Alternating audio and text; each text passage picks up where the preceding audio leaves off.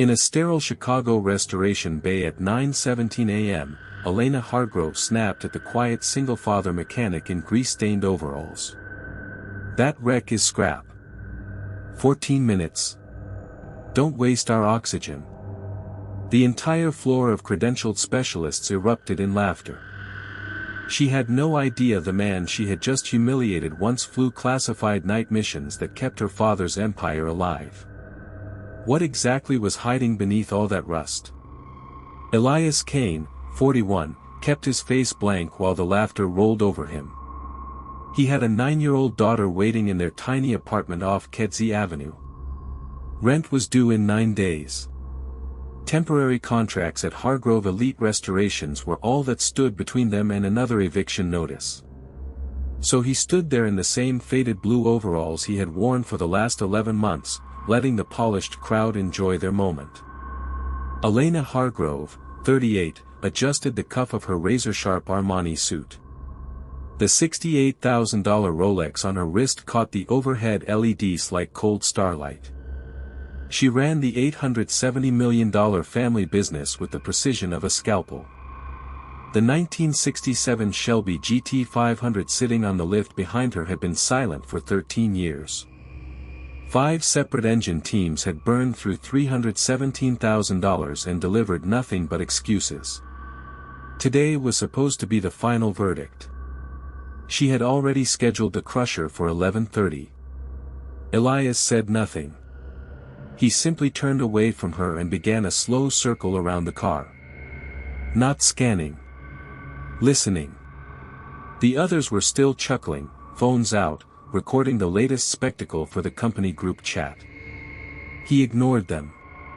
His boots made soft clicks on the concrete. Each step measured. Each breath steady. At the rear quarter panel he stopped. Tilted his head. Then he reached in, fingers disappearing behind the fuel rail. With 2 precise twists he freed a single bolt no diagnostic software had ever flagged. A 2.4mm offset. Barely visible. Enough to starve the injectors under sustained load. He didn't ask permission. 10mm deep socket. Short extension. The words cut through the dying laughter like a knife. A junior tech, nervous, snatched the tool from the nearest cart and tossed it without thinking. Elias caught it mid-air without looking, wrist snapping up like it had done this 1,000 times before. The socket slid home with a clean metallic click. 1 half turn. Another. The offset disappeared. The bay fell quiet. Elena froze 3 meters away. Something in the motion, the economy of it, the way his hand never searched, tugged at an old memory she couldn't place. A ghost from her father's locked files. A pilot's callsign mentioned only in hushed tones after too much scotch. She shook it off. Coincidence. Mechanics didn't fly classified missions. Elias straightened. The worn Navy dog tag on its frayed chain slipped for half a second from the open collar of his overalls before he tucked it back inside his plain metal toolbox. No one noticed. He closed the lid with a soft thud. Then he spoke again, voice low, almost bored. "Fuel pressure will hold now. But the oil cooler's compromised. You fire this engine past 13 minutes without fixing it, you won't have a car left to crush." Elena's lips pressed into a thin line. She checked her Rolex. 9:21 a.m. The laughter had completely died. A few of the credentialed specialists were now staring at the fuel rail like it had personally betrayed them. She gave the smallest nod to the head engineer. 14 minutes. On the dyno. Prove him wrong. They rolled the Shelby into the sealed test cell. Cameras rolling for the internal archive. Elena stood behind the glass with her arms crossed, the faint smell of brake cleaner and expensive perfume sharp in her nose. The rest of the floor pressed close, eager for the show. Elias stayed outside the glass. Hands in his pockets. watching. At 9:34 the engine coughed once, then caught. The sound that filled the bay wasn't the ragged idle of a neglected classic. It was a deep, angry thunder that rattled the reinforced windows and made every conversation stop mid-sentence. The dyno needles jumped like they had been shocked. 13 minutes and 51 seconds later the big V8 was still singing, oil pressure rock steady, every gauge glowing green. No one laughed this time. Elena stared at the telemetry feed. Her jaw tightened. The numbers didn't lie. In less than 20 minutes a grease-stained temporary contractor had done what 5 six-figure teams could not. She stepped into the bay. The heels of her Italian pumps rang against the concrete like judgment. The engine was shut down. The silence felt heavier than the laughter ever had. Elena stopped in front of Elias. For the first time all morning she really looked at him. At the calm gray eyes. At the faint scar that ran along his left temple. At the toolbox he held like it contained state secrets instead of wrenches. She spoke quietly enough that only he could hear. Probationary role. 6 weeks. You touch nothing without my direct approval. Cross me again and I'll make sure you never work on another engine in this city. Elias met her gaze. No triumph. No smile. He simply nodded once. But as she turned away, something in her peripheral vision snagged again. That same fluid motion when he caught the tool. The same effortless geometry. She pushed the thought down. Across the floor, floor manager Derek Lang watched the exchange with narrowed eyes. A sealed manila folder already rested inside his jacket. Files from 2009. Thunder Ridge. A classified endurance run that ended in fire and 4 coffins. He smiled to himself, thin and sharp. This was only the beginning.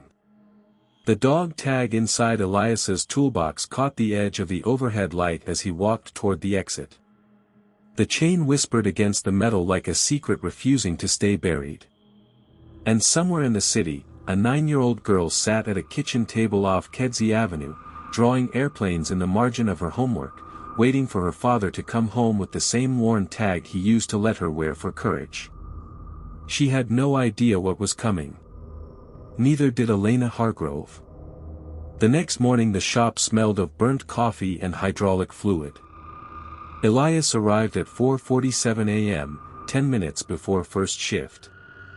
He moved through the empty bays like a man walking a familiar hangar. The dog tag stayed inside the toolbox, its chain coiled tight around a faded photograph no one had seen yet. By 6:15 the first real problem landed. A carbon fiber wing spar from the prototype had arrived overnight with hairline fractures no X-ray had caught. The entire test schedule for the weekend's closed-course run sat frozen at $7 million per lost hour. Elena stood in the glass observation deck, arms crossed, watching 3 senior engineers argue in circles. Her Brioni jacket was immaculate, the Patek on her wrist reading 6:38. She had already fired one of them by text.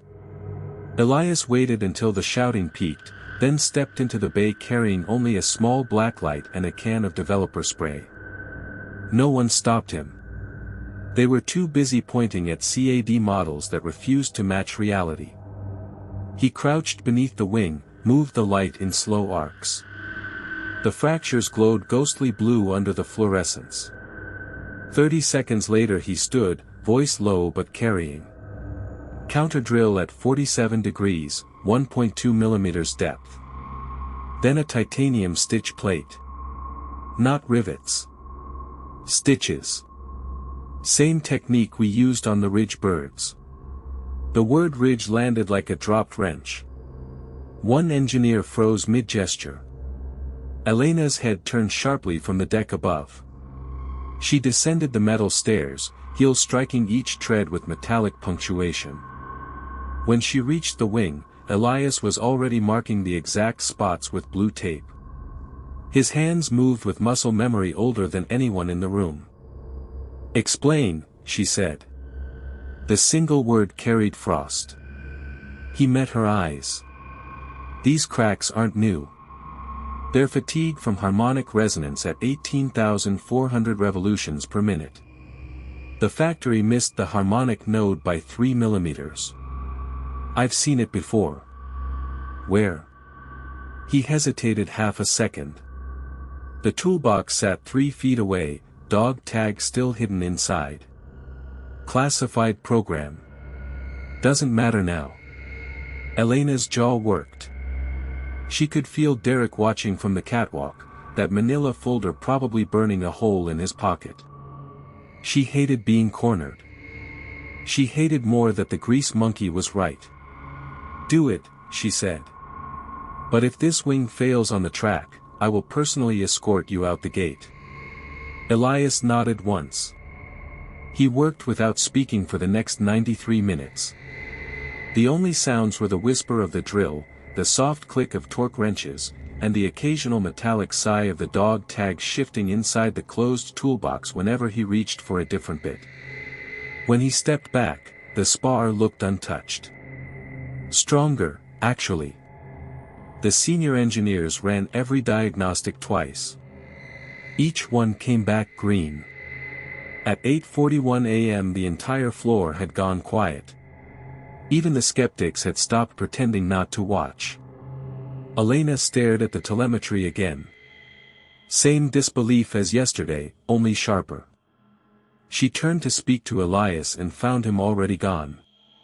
Just the toolbox left behind on the rolling cart, lid slightly ajar. She walked over. Something inside caught the light. Before she could stop herself, her fingers closed around the chain. The dog tag slid out, still warm from his pocket. Stamped on its face were 2 names and a long string of numbers. Captain E. J. Voss. U.S. Air Force 287-0914. Her breath caught. 287, the exact number of combat missions flown by the ghost pilot who had once saved an entire classified test wing from a mid-air cascade failure over Thunder Ridge. The man the Air Force listed as Kia in 2009 along with 4 others. The fire had left almost nothing. Almost. Elena's hand trembled. The metal tag felt heavier than it should. She let it fall back into the toolbox and closed the lid with a soft click that sounded final. That afternoon the first real threat arrived by courier. A plain envelope, no return address, delivered at 2:14 p.m. Inside were 3 photographs. The first showed Elias, younger, clean-shaven, standing beside an F-22 with the canopy open. The second was a grainy shot of the same man pulling a burning pilot from a crashed prototype at Thunder Ridge, flames licking his flight suit. The third was recent, Elias kneeling beside a little girl off Kedzie Avenue, the same dog tag hanging around her neck while she laughed at something he had just whispered. A typed note accompanied the photos. "He isn't who you think. Ask him about the fire. Ask him why 4 good men never came home. Then decide if your prototype is worth the risk." Elena read it twice. Her Italian pumps suddenly felt unsteady on the polished concrete. She looked up across the shop floor. Elias was back, sleeves rolled high, helping a junior mechanic bleed brakes on a support truck. He moved like someone who had once trusted his life to tolerances tighter than this. Derek appeared at her elbow, smelling of expensive cologne and satisfaction. "I told you that folder mattered." Voss. The original test pilot on the Ridge program. The one they said died so the project could stay secret. He walked away instead. Changed his name. Raised a daughter alone. Now he's fixing our cars like some blue-collar penance. Elena didn't answer. She folded the note once, then again, until it was small enough to disappear into her jacket pocket. The dog tag chain still whispered in her memory. At 4:57 p.m. the second mini-crisis hit harder. The prototype's primary ECU, electronic control unit, began throwing phantom faults during a low-speed calibration run. Errors that should not exist. Telemetry showed torque spikes that would shred the drivetrain in under 9 seconds on the track. The entire weekend test window was collapsing. Elena slammed her office door so hard the glass rattled. When she looked up, Elias stood in the doorway holding the same toolbox. The dog tag was no longer inside it. It rested flat against his chest on a thin chain beneath the faded work shirt, half visible now, catching the overhead fluorescence. "I can fix it," he said quietly. She stared at the tag. At the name stamped there. At the man who should have been dead for 15 years. "How?" Her voice cracked on the single syllable. Elias set the toolbox on her desk. He opened it slowly. Beneath the wrenches lay a single folded letter, edges soft from years of handling. The same letter he had carried since the night Thunder Ridge burned. "I wrote the original code for that ECU," he said. "Back when my name was still Voss. Before they decided the program needed martyrs instead of pilots." Elena felt the floor tilt. The Italian pumps suddenly felt like they belonged to someone else. Outside the office window, Derek watched the exchange with the sealed folder now open in his hands. His smile had thinned. He hadn't expected the tag to surface this soon. He certainly hadn't expected the little girl's picture to be part of the package he himself had sent. Elias looked at Elena, calm gray eyes steady. "The fault isn't random. Someone injected a logic bomb at 3:12 this morning. I can pull it. But I'll need 37 minutes alone with the unit and your word that you won't call security until I'm finished." Elena's pulse hammered against the Patek. She thought of the photographs. The burning wreckage. The child drawing airplanes on Kedzie Avenue.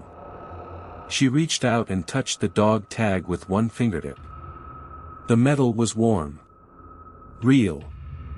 36 minutes, she said. "Then you and I are going to have a conversation about what really happened at Thunder Ridge." Elias nodded once. He lifted the toolbox again. The chain around his neck gave a single soft click as he turned toward the prototype bay. The shop lights flickered once overhead, as if the building itself had taken a breath. And somewhere across town, the 9-year-old girl added another airplane to the margin of her homework. She drew flames beneath its wings this time, the way her father sometimes did when he thought she wasn't looking. She had no idea the flames were no longer just crayon. Neither did Elena. Not yet. The prototype bay smelled of ozone and fresh solder, the air thick enough to taste. Elias worked in silence, gloved hands moving with the precision of a man who had once flown at Mach 2.2 through storms that peeled paint from wings. The dog tag swung against his chest like a pendulum counting down the remaining 29 minutes. Elena stood at the observation window, arms crossed so tightly her Brioni jacket creaked. She kept replaying the stamped name on that tag, Voss, while the memory of Thunder Ridge clawed its way back up her throat. 15 years ago she had signed the after-action report herself. Pilot error. No survivors. Case closed before the embers cooled. Yet here he was, breathing. Derek appeared beside her, the sealed folder now tucked under one arm. His Italian loafers clicked once against the polished concrete. "This is theater, Elena. The man's clearly unstable. We should have security remove him before he damages." "Shut up, Derek." The words left her lips sharper than intended. She didn't look at him. Her eyes stayed locked on Elias's back, on the way the overhead fluorescence caught the faint scar that ran from his left ear down the collar of his faded work shirt. Inside the bay, Elias pried the ECU cover free. A small red LED blinked once, too regular, too deliberate. He exhaled through his teeth. The logic bomb was elegant. Whoever planted it had used his own original subroutine, the one he'd buried behind 3 layers of encryption in 2009. Only 3 people on Earth had ever seen that code. 2 of them were supposed to be dead. The shop lights flickered again. This time they stayed dim for 4 full seconds.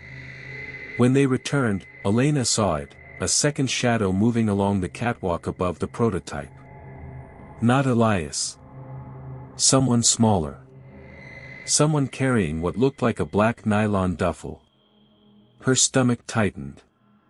She reached for the intercom. Elias. Company. He didn't look up. I see him. 22 minutes left. Don't open the door. Derek's hand was already on his phone. I'm calling it in. Elena grabbed his wrist. The Patek dug into her skin. He said no security. I gave my word. You're risking the entire contract on the word of a ghost. The shadow on the catwalk dropped a rope. Black tactical boots hit the deck with a muffled thud. The intruder wore a balaclava, but the eyes above it were familiar, cold, calculating, the same eyes that had once briefed her on the Thunder Ridge cover-up. Captain Marcus Hale. Retired. Or so the paperwork claimed. Hale raised a suppressed pistol. The suppressor was matte black, expensive, the kind issued to people who never appeared in official reports. Step away from the unit, boss. Or whatever you're calling yourself these days. Elias straightened slowly, hands still inside the ECU housing. You always were sloppy with timestamps, Marcus. 3:12 this morning. You used my old access key. Amateur. Hale's laugh was low, almost regretful. The program needed martyrs, remember? You were supposed to stay one. That little girl in the photos, cute kid. She draws planes, doesn't she? I made sure the file included her latest. Thought it might jog your memory. Elena's blood turned to ice. The child on Kedzie Avenue. The same drawings that had arrived in a sealed folder this morning, postmarked from a town that no longer existed on any map. She glanced at Derek. His face had gone the color of old paper. For the first time his perfect posture faltered. The dog tag burned against Elias's sternum. He could feel the metal warming from his own pulse. 15 years of carrying it. 15 years of pretending the fire at Thunder Ridge had taken everything, his name, his wings, the daughter he'd only seen in monthly envelopes slipped under a safe house door. He had watched her grow up through grainy surveillance stills and crayon drawings mailed from rotating foster addresses. Never close enough to touch. Never far enough to forget. 16 minutes, Elias said quietly. That's how long until the logic bomb finishes rewriting the flight firmware. After that, every prototype on this floor becomes a guided missile looking for the nearest skyscraper.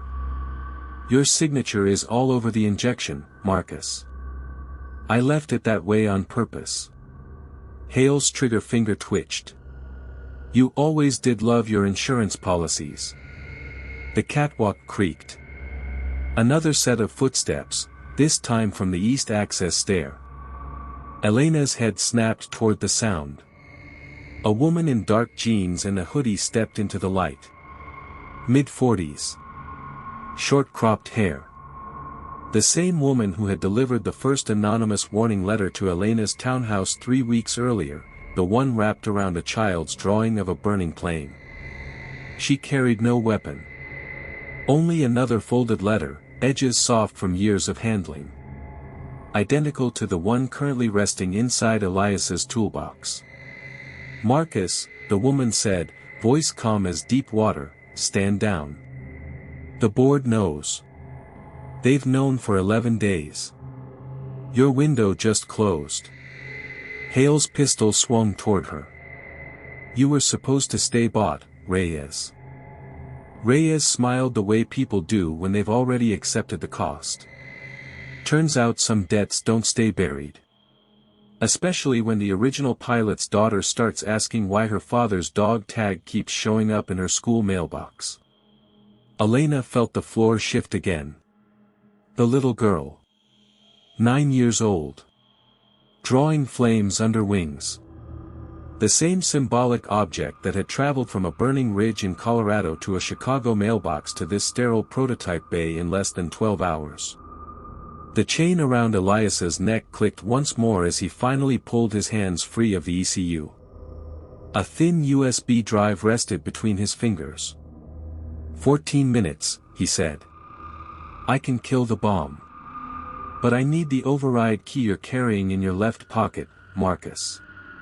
The one with the scratched serial number 4471. Same as the letter. Hale's gaze flicked to Elena, then to Derek, whose polished shoes had carried him 2 involuntary steps backward.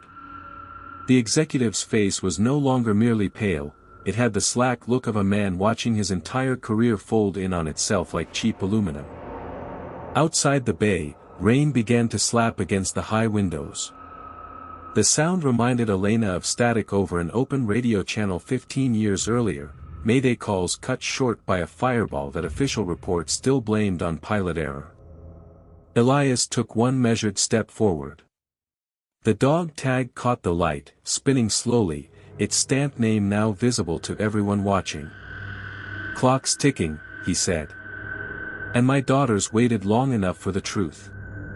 The intruder's pistol stayed level, but his aim had begun to drift by half a degree.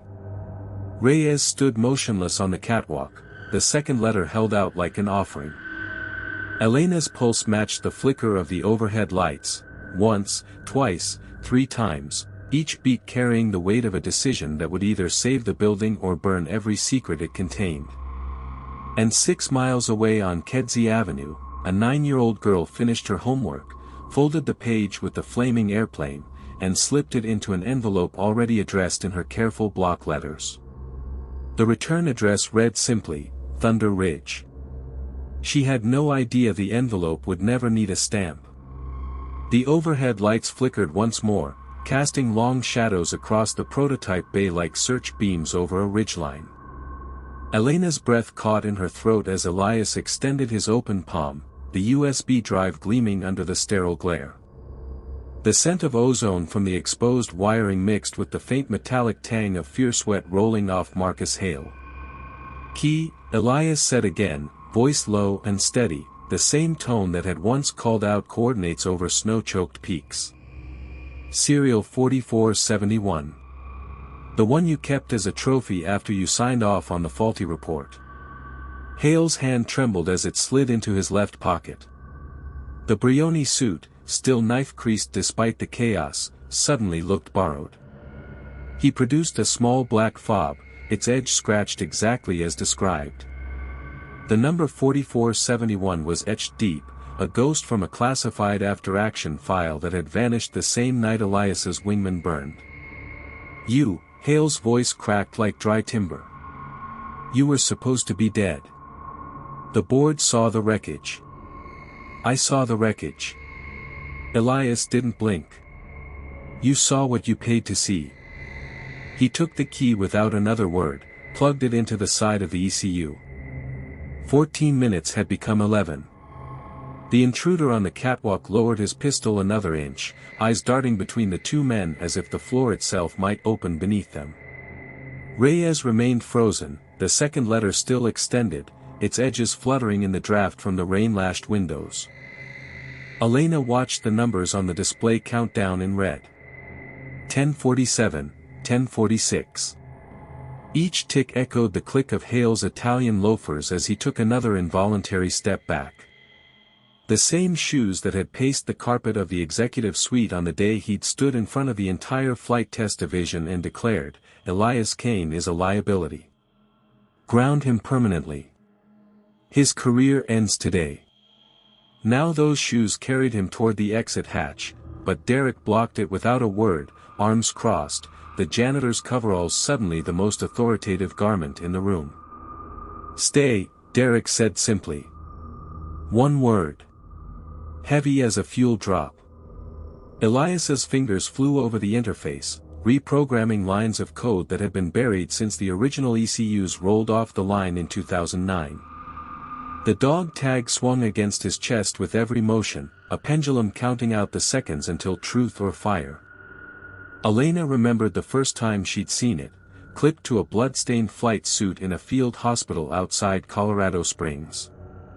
The nurse who'd handed it to her had whispered, "He said give this to his daughter if he doesn't make it." That same chain had traveled hidden in birthday cards, tucked inside lunchboxes, and finally mailed in plain envelopes to a little girl who only ever drew airplanes on fire. The screen flashed green. 8:19 remaining. Elias exhaled once, the sound raw in the sudden quiet. "It's done," he said. "The override is live. The building stays standing. But the logs, they're going live in 60 seconds. Every memo. Every deleted email. Every signature that buried what really happened on Thunder Ridge." Hale's face drained of its last color. "You can't. The contracts. The shareholders. Watch me." The bay doors hissed open without warning. 6 board members filed in, summoned by the silent alarm Elias had tripped when he first entered the building. They wore the same stunned expressions as the day they'd voted to terminate Project Longwing and scapegoat its lead test pilot. Trailing them was a small cluster of reporters, invited under the guise of a routine safety briefing. Rainwater dripped from their coats onto the polished concrete, each drop loud as a hammer. Elena recognized the woman in front, Lila Voss from the Chicago Tribune. The same reporter who'd written the original piece quoting Hale, "Pilot error remains the official finding. Captain Kane's refusal to follow protocol cost lives." Now Lila's recorder was already rolling. Elias turned to face them all, the USB drive held high like a lit flare. The dog tag caught the light again, spinning, flashing the etched name, Kane, E-287 missions. 15 years ago, he began, voice carrying clear over the rain, "I refused to sign off on an ECU that would fail at altitude. Marcus Hale here promised me a bonus and a promotion if I buried the data. When I wouldn't, he buried me instead. Literal flames. Literal ridge. I walked away with third-degree burns and a daughter who grew up believing her father was reckless." He slotted the drive into the master terminal. Screens around the bay lit up in unison, scanned documents, time-stamped emails, audio files from closed-door meetings. One clip began to play automatically, Hale's voice, crisp and arrogant, dated March 14, 2009. "Make the report say pilot error. Kane's finished. The program moves forward without him. Our stock jumps 12 points on the news." The board members shifted. One dropped his Montblanc pen, it clattered and rolled beneath a server rack. Hale's shoulders sagged. The Patek on his wrist suddenly looked too heavy, too bright. Elias continued, each word measured. "I've spent those years in the shadows. Mechanic. Janitor. Single father driving a rusted pickup on Kedzie Avenue. Watching my daughter get those dog tags in her school mailbox and ask why they smell like smoke. Today that ends." He pressed enter. The live feed switched to the company's internal broadcast, every screen on every floor, every connected aircraft on the tarmac, even the open radio channel used by inbound test flights. 200 employees and 12 aircraft crews watched the same unfolding collapse. Hale stared at the screens, then at the faces now turning toward him. The polished executive who had once commanded rooms with a raised eyebrow now looked small beneath the weight of his own words echoing back at him. Elena stepped forward then, the second letter from Reyes finally in her hand. She unfolded it slowly, the paper crackling like dry leaves. Inside was a single line in the careful handwriting of a 9-year-old, "Daddy, I drew this for you. Come home soon. The flaming airplane filled the rest of the page, wings outlined in red crayon. She held it up so every camera could see. The room fell into absolute silence except for the rain. Hale's lips moved without sound for several seconds. Then he spoke, voice barely above a whisper, first to Elias alone. "I thought, if the program failed, my bonuses disappeared. My reputation. I told myself it was just business." He swallowed hard, the sound audible over the open mics. "I was wrong. I destroyed a good man to protect a lie. I'm sorry, Elias. Privately. I'm sorry." Elias said nothing. The dog tag had finally stopped spinning. Hale turned to the gathered board, to the reporters, to the red lights of the live feed. His Italian shoes squeaked once as he straightened, the last shred of posture he could manage. "I lied," he said, louder now, the words scraping out like rust from an old engine. "Captain Elias Kane was never the problem. I was. I altered reports, paid for false testimony, and watched a decorated pilot burn so I could keep my corner office. Effective immediately, I resign. The truth is on every screen. Take whatever's left of my career. It was never mine to begin with." The boardroom erupted in murmurs. Phones began lighting up. One executive was already on his knees, retching into a waste bin. Lila Vasa's recorder captured every second. Elias finally lowered his hand. The USB drive slid back into his pocket alongside the key marked 4471. He looked at Elena, at Derek, at the little girl's drawing still held high. Then he walked straight through the crowd that parted without being asked. No one dared meet his eyes. 6 hours later the rain had eased into a soft drizzle outside the old hangar on Thunder Ridge Memorial Airfield. Elias sat on the lowered tailgate of his pickup, the same rusted Ford that had carried him through 15 years of quiet exile. His daughter, Mia, leaned against his shoulder, the dog tag now resting openly against her sweater instead of hidden in envelopes. The crayon drawing was taped to the dashboard, flames bright under the dome light. Elena stood a few feet away, arms wrapped around herself against the chill. Derek leaned on a nearby toolbox, coveralls swapped for a simple flannel shirt that smelled of coffee and engine grease. Hale approached slowly from the darkness, no entourage, no Brioni suit. Just a man in jeans and a plain coat, face etched with the kind of exhaustion that comes after burning every bridge behind you. He stopped 10 feet short. "They voted me out before I even reached the parking garage," he said quietly. "Stock dropped 19 points by close of market. The FAA's reopening the investigation. I deserve all of it." Elias looked up but didn't stand. Mia's small hand tightened around his. Hale's gaze dropped to the dog tag. "I kept that key because I thought it proved I'd won. Turns out it only proved how small I was. I'm sorry, Captain. Publicly. On every channel that'll still carry my voice. I was the liability. Not you." The words hung between them, carried away on the wet night air. Elias studied the man for a long moment, then gave the smallest nod. Not forgiveness. Not yet. But acknowledgement that the debt had been paid in full, witnessed by the very people who had once laughed at the janitor in the corner. Hale turned and walked back into the dark without another word. His footsteps faded against the damp tarmac until only the distant hum of a night freight train remained. Later, when Mia had fallen asleep curled in the truck's cab, Elias pulled the dog tag from around her neck and held it in his calloused palm. The metal was warm from her skin. He ran his thumb over the stamped name the way he had done every night for 15 years, remembering the ridge, the fire, the promise he'd made while paramedics cut him from the wreckage. Elena stepped closer, her shoulder brushing his. "She's going to be okay now," she said. The scent of her shampoo, something simple and clean, cut through the lingering smell of rain on concrete. He closed his fist around the tag. We all are.